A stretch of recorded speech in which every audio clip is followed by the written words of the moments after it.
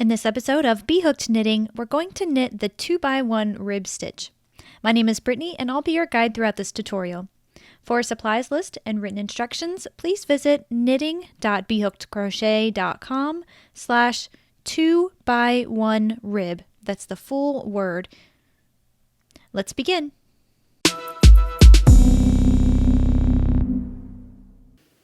To knit the 2x1 rib, of course we need to start by casting some stitches on our needle. For this particular pattern, you'll want to keep your count in multiples of 3. I'm going to be using the long tail cast on, but really this is a pretty flexible stitch. You can use any cast on method that you are comfortable with. Also, if you are a complete beginner and the long tail cast on is new to you, I do recommend that you have a look at my long tail cast on tutorial for complete beginners. You can find that at knitting.bhookedcrochet.com/longtail.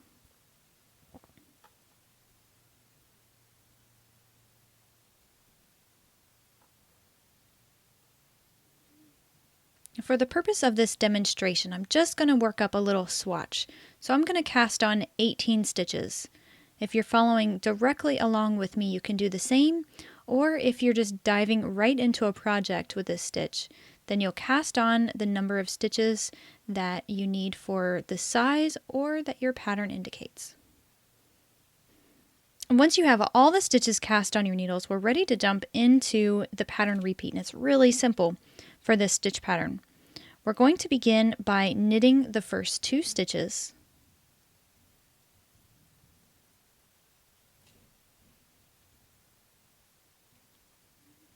and then purling the third. So just a reminder, when you purl, you'll need to pull your yarn in the forward and the front of your work, and you'll insert your needle in this direction. You'll wrap and pull through. Now you'll move your yarn in back once again because we're going to repeat. That's it. We're just going to knit 2 and purl 1. So we'll break that down again. We'll knit. We'll knit the next stitch.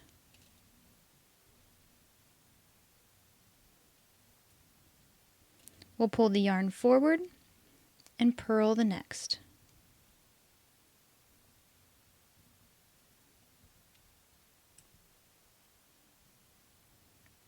Pull the yarn back once again, and a repeat.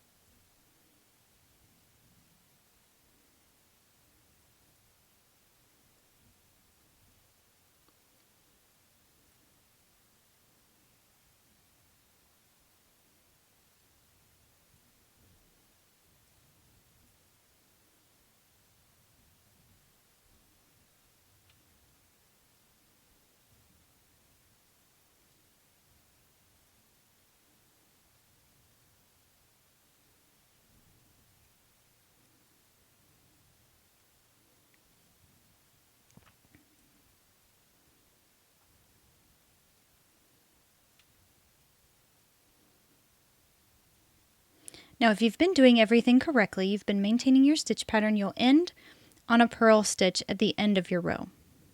So the last stitch we worked on row 1 was a purl, and the nature of knitting is such that when you turn the work over, the stitches are reversed.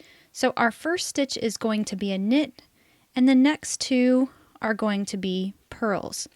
Now that's important because we need to knit the knits and purl the purls.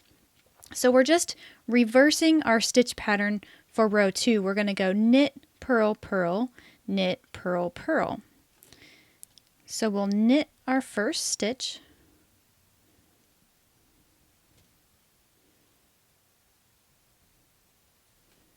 we'll purl the next 2.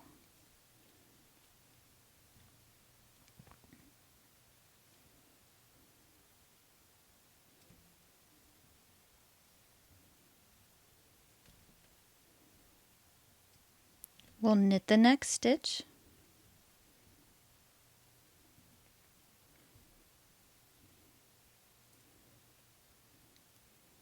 And we'll purl the next 2. And we're going to repeat that until we've reached the end of our row.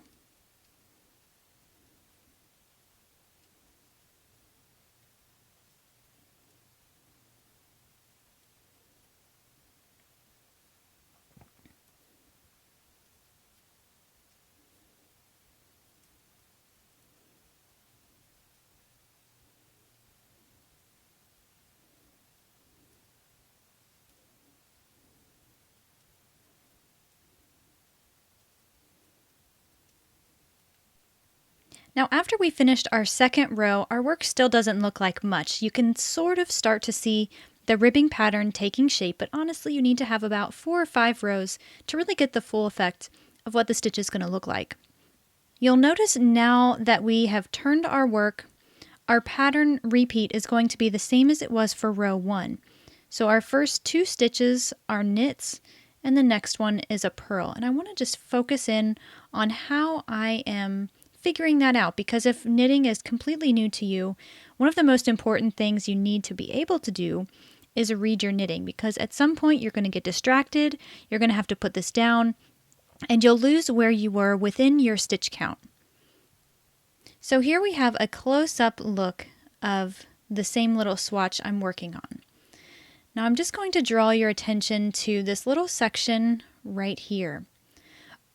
Always remember that knits look like V's and purls have bars.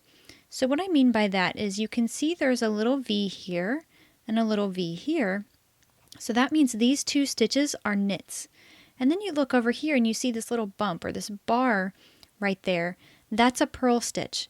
So when you come to a stitch that has a V for this particular pattern, that means you're going to knit it. So you'll knit this stitch, you'll knit this stitch, you see the bar, so you'll purl that stitch.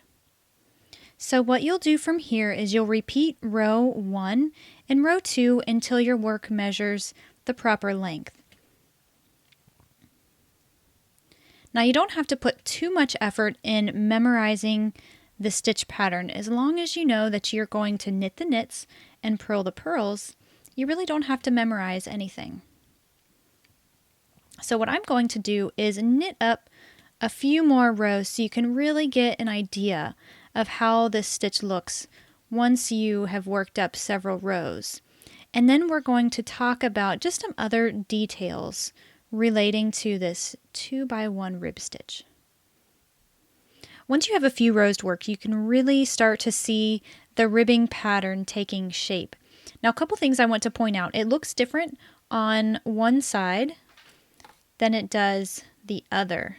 So on the back side, you'll see, more of a defined ribbing. So you'll just see the one knit and then, the background for the purls.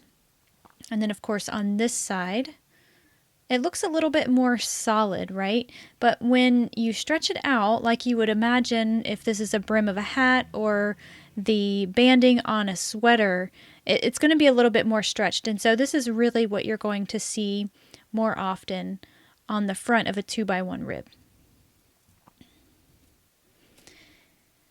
The other thing I want to mention is that this particular pattern is true for knitting in a flat piece. When you knit in the round, things are quite a bit different, the way your stitch patterns come together, but it's not that much different. If you want to work this in the round, you're still going to maintain your multiple of 3 for your total number of stitches. And just remember that you're going to knit the knits and purl the purls. So your repeat is not going to change from one row to the next. You'll always knit 2, purl 1. It's only in the case where we have to turn our work that we have to flip that repeat around. To bind off in the 2x1 rib, I like to bind off on this side, or the front side. This is really what I consider to be the right side of the rib. However, it can go either way. I would recommend binding off on whatever you want the right side of the work to be. When you bind off with any particular stitch pattern, you want to make sure that you do so in pattern, and that means you're always going to knit the knits and purl the purls for this pattern. So I have 2 knits first. I'm going to knit both of those and then pass the first stitch over. Now that's going to bind off that stitch. Now my next stitch is a purl, so I'll go ahead and purl that stitch, pull the yarn back, and then pass it over.